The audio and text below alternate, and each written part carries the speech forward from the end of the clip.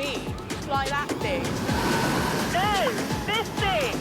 Attracting a diverse workforce is a priority for air chiefs, like society at large. Adverts such as this one is a form of positive action to draw different faces into what's traditionally been a largely white male profession. But defence sources allege the diversity push may have prompted some positive discrimination that could impact UK defences if some white men are being unfairly disadvantaged. That would be illegal, and a minister insisted it wouldn't be tolerated. No minister in the MOD and no chief of any service gets to break the law. And so if there is evidence of positive discrimination, the people responsible for that will be held vigorously to account. The RAF has been in the spotlight this week after Sky News revealed its head of recruitment had resigned over what defence sources said were impossible diversity targets. The sources said she'd quit in protest following an effective pause on making job offers to white men in favour of ethnic minorities and women. Yet the minister said the pause was for all new entrants, to allow air chiefs to explore whether they could use positive action to boost diversity levels. What is definitely not true is that recruitment of white men has in any way been paused. It's definitely not true that women and ethnic minorities are being loaded onto courses now, whilst white men are not. But a former fast jet pilot released this internal email on his YouTube channel. Unless BAME and female.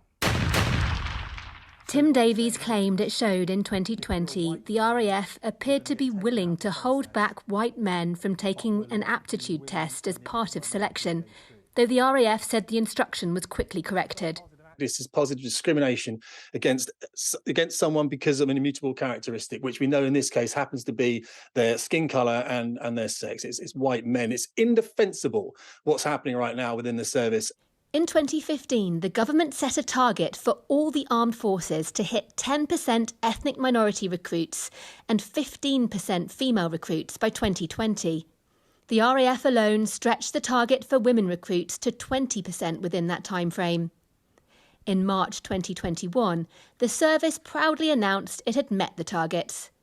But the Armed Forces' own diversity statistics don't show how these figures were achieved. They describe the female inflow as 18.3% and don't provide a breakdown for ethnic minorities. The RAF said the discrepancy is because its internal data excluded women choosing to rejoin. Leaked documents give a further insight into how the diversity targets were hit in the year 2020 to 2021, with sources alleging women and ethnic minorities were brought forwards onto training courses early to boost the statistics. One file revealed the recruitment force continues to prioritise female candidates for customer relationship management. Another document sets out how the bringing forwards of some women into training courses early had impacted the following 12 months' targets. It read, "The pipeline remains depleted of women candidates following the advanced loading of these candidates in the fourth quarter of the previous year." An RAF spokesperson said all its recruitment action was legal and said operational effectiveness is of paramount importance and no one is lowering the standards to join the Royal Air Force.